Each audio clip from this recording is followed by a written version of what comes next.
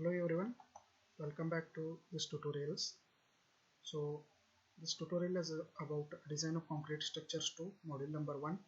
So in previous session we have solved an example of torsion comes into picture. So whenever there is a torsion which is induced on a beam, uh, the solution for a design is a little bit different compared to regular problem. So few of the students are a little bit confused about a regular solution as well as the solution when torsional movement comes into picture. As well as in today's session, we are going to discuss about shear reinforcement or how to design a beam for shear strength and how to design a beam for torsional movement. I mean, what is the difference when the torsion movement is induced in a beam? So you can just go through this video to understand the basics. So today we are going to discuss most of the basics which are required to solve the problems from DCS 2. Okay, so you can see over here, whenever we need to solve a problem, these are the input data which are required. That is moment of resistance to be carried out. That means movement to be carried out in a on a beam. That is factored movement. Shear strength of the or shear strength required, that is shear value to be carried out, and if torsion is present, Tu to be carried out. Width and depth of the beam that we can decide, but in this problem width I am going to consider as 300 mm, depth I am going to consider as 500 mm. So characteristic strength means grade of the concrete I am going to consider as M20, that is FCK is equal to 20 Newton per mm square. Characteristic strength of steel Fy is equal to 415 Newton per mm square I am going to consider. So you know the basic procedure to design a beam, that is calculation of MU limit, and after that if it is a singly reinforced beam we need to calculate area of steel. If it is a doubly reinforced beam we need to calculate the area of steel like this. So finally for the doubly reinforced beam, this is the area of steel which we are going to calculate. So the basic and general procedure you know, but how to design this particular beam using SP16 code is very important. Rather than calculating all these things, you can observe one thing over here. The formula of area of steel, the formula which we use to calculate area of steel is entirely depending upon movement of resistance, that is MU, or factored movement which is coming on the beam. So what we are going to do is we are going to, by using SP16 we can directly calculate area of steel. This area of steel directly we can calculate by using SP16 code. What is the input which we have to provide to calculate this EST by using SP16 code is mu by bd square. So I will just go through SP16 code. You can observe over here.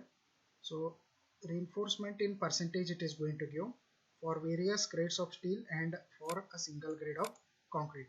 So if I know mu is a factored movement to be carried or movement of resistance required. So mu divided by bd square. So small b and small d is there. So mu divided by bd square, if I know, I can able to calculate the percentage of steel by using this table. So this is SP16 table number 2. So it is these tables are given for various values of grade of concrete and grade of steel. So you can see this table number 3 is given for grade of concrete, that is M25. But in our problem the grade of concrete is given as M20, so I am going to consider this table number 2. So after that you can observe in this particular problem, so you are able to calculate area of steel directly by using SP16 code. You should not have to use this lengthier procedure, but as you are in DCS1 design of concrete structure 1 subject, you have used this procedure to be familiar with the basics which are used to calculate the area of steel. So that particular subject was concentrating, or that particular subject's unit was concentrating particularly on the design of beam, regular design. That means whenever there is only movement and shear which is induced. But in the design of concrete structure 2, our module is concentrating on when the beam is subjected to movement as well as shear with respect to that torsional movement, or with respect to that torsion is induced in the beam. So whenever the beam is subjected to movement and shear, how to design the beam you already know, you already studied in design of concrete structure 1. But in design of concrete structure 2, our main intention is to design for torsional movement. So you can see over here, I will just brief the problem. In this problem, what they had given is determine the reinforcement required for a ring beam. Ring beam, you can see it is a ring beam. That's why this torsion is induced. So it is a curved beam. Ring beam means it is a curved beam. Of breadth they have given as 400 mm and depth they have given as 650 mm. So it is a effective depth. Capital D is equal to 700 mm they have given. So it is subjected to factored movement of 200 kilonewton meter, and factored TU means torsional factored torsion of 50 kilonewton meter, and factored shear force of 100 kilonewton meter. So you can observe here all the three things are combined together: movement, shear and torsion.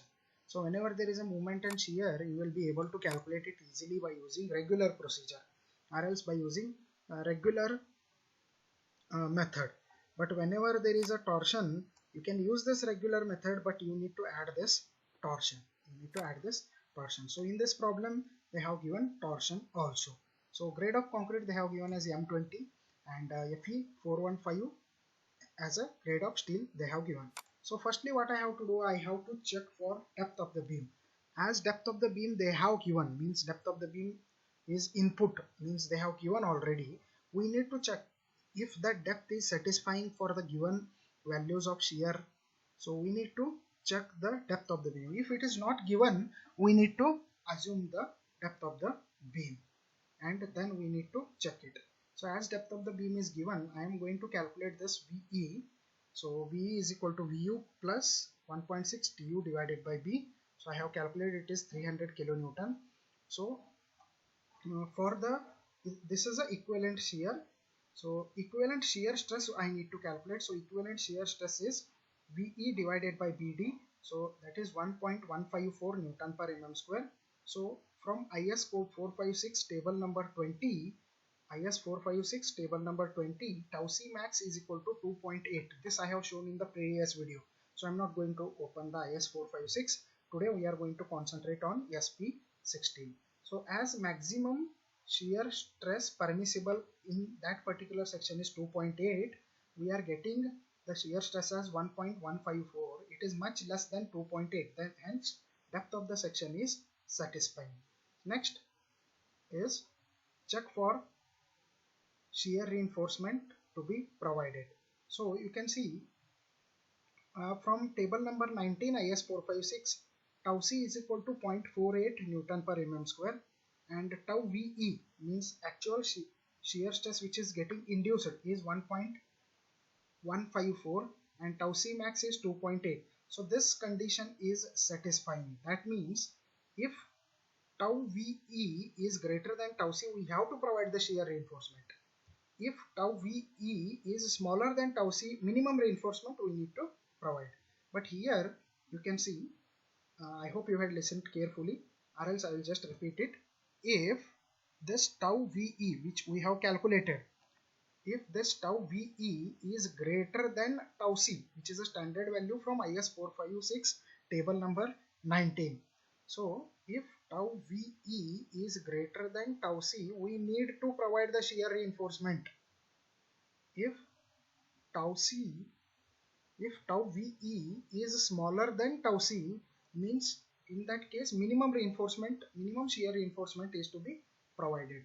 But if tau VE is greater than tau C max, then section depth is need to be revised. So listen to these things very carefully, make your concepts very clear. So in this case we need to provide the shear reinforcement. Shear reinforcement is nothing but transverse reinforcement. With the figure I am going to show you, you can see these, whatever these bars are shown in the section, these four and all these bars are longitudinal bars, means they are provided in lengthwise direction.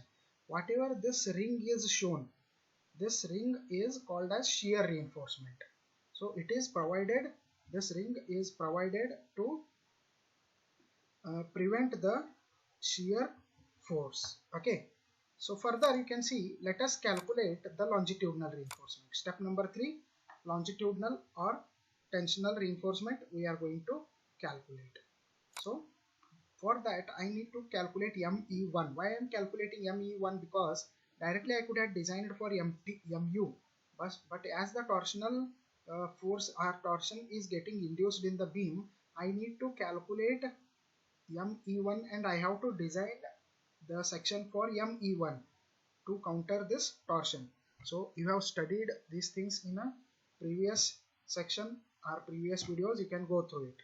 So ME1 is equal to MU plus MT1. So MT, so MT I have to calculate, that is equivalent torsional moment. So MT I have calculated by using this, and finally ME1 I have got it as 280.88 kilonewton meter. So you can observe one thing, this same problem I can calculate by normal method also. Which is normal method? This is a normal method which I have shown. Calculating MU limit, then it is a singly or doubly reinforcement. Based on that, calculating the area of steel and all these things. So by using normal method also we have to do. Obviously in exam you have to use the normal method, but as I am demonstrating here, I am just using the SP16 method so that you can know the SP16 method much better. So I am considering this ME1. So what I am going to do, ME1 divided by BD square. So I have got it as 1.66 Newton per mm square. So ME1 is 280.88 into 10 to the power 6 divided by 400 into 650. You can see B into D into D means breadth into D square.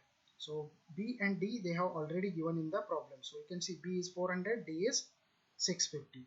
So they have already given these things in the problem. So I have calculated ME1 divided by BD square. So now what I am going to do, I am going to use SP16 chart. So you can see why I have calculated MU divided by BD square. So to satisfy this column. So actually here MU is given, we are calculating ME1 because there is a torsion which is induced, or else we could have directly designed for this MU. Okay, so 1.66 I have got. So I am using table number 2 of SP16. Why I am using table number 2? Because given grade of concrete is M20 and the given grade of steel is 415.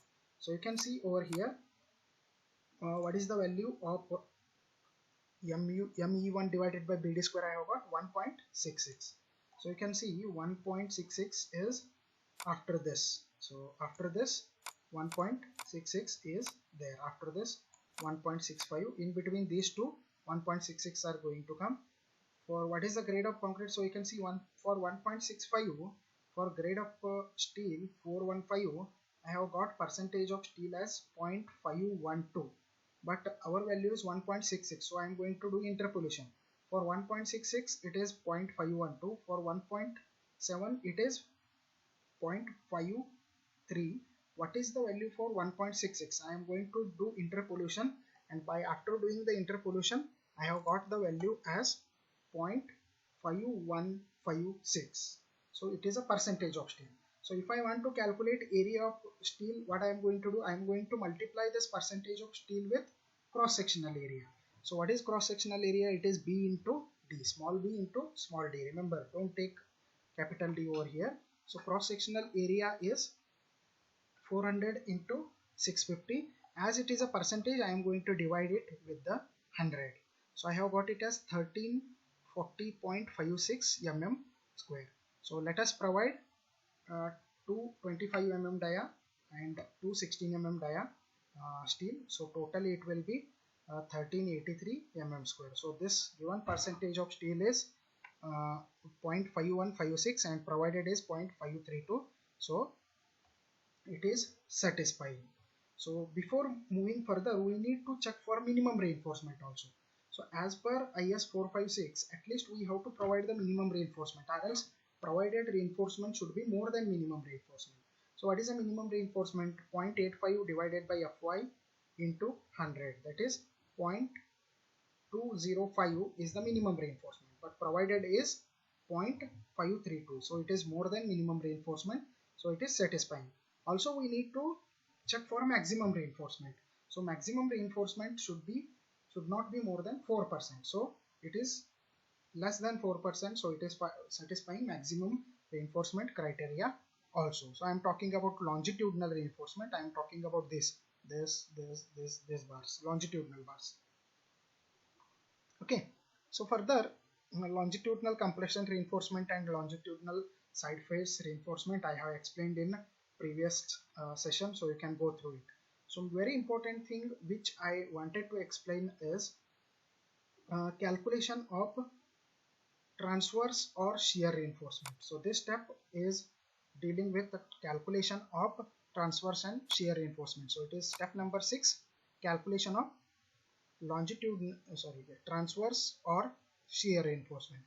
So how to calculate this transverse or shear reinforcement? So we need to calculate D1 B1 by using that figure. We need to calculate B1 and D1. How to calculate those B1 and D1 I am going to show you. So remove this cover as well as remove half of the diameter of bar from here, half from here. This cover also we have to remove, and we need to calculate this B1 and D1. So already in previous session I have explained that. So after that, remember this point is very important. After that, as the tau VE, so I will move back. You can see as tau VE, which we have calculated, is greater than tau C, we need to provide the shear reinforcement. If tau VE was less than tau C, minimum reinforcement we could have provided. But here you can see, let us assume that we are providing two-legged 10 mm diameter stirrups. So area of those stirrups is 157 mm square. So two-legged, pi d square by 4 into 2, as it is two-legged stirrups. So ASV is 157 over here. ASV here is 157. So SV we need to calculate. What is the spacing between two stirrups we need to calculate, so that we can provide a specific amount of reinforcement per meter of the beam. So we need to calculate SV by assuming ASV. How we are going to assume the ASV? You can see we are providing 10 mm dia bars, 10 mm two-legged stirrups we are going to provide. So after getting this ASV, we know what is Fy, we know what is TU, we know B1 and D1 we have already calculated, we know what is VU, so 0.25 D1. So after substituting in all these equations, I am going to get spacing of reinforcement, so that is SV. After substituting all those things, I am going to get spacing of reinforcement, that is SV. So I have got SV is equal to 166.77 mm. So how we are going to decide the spacing of reinforcement is here. So as per IS 456, so you can go through this. So this is the two different problem. Just I wanted to show you these three things. So as per IS 456, spacing is minimum of. So there is a criteria for minimum spacing also.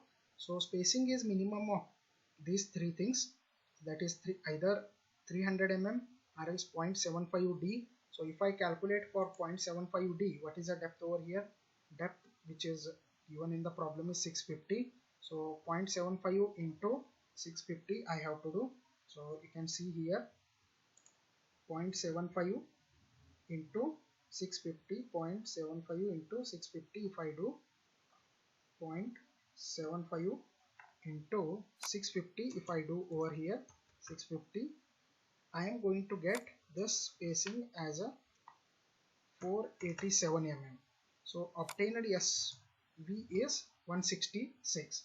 So either 300 or else 0.75 D or 166. Minimum of these three I have to provide. So 300 mm, 487 mm and 166 mm. So minimum of these three is 166.77 mm or else 166 mm. So what I am going to say is provide 10 mm dia stirrups, provide 10 mm dia stirrups, provide two-legged 10 mm dia stirrups at the spacing of 160 mm center to center, little bit lesser round of value we have to provide. So 160 mm center to center we have to provide.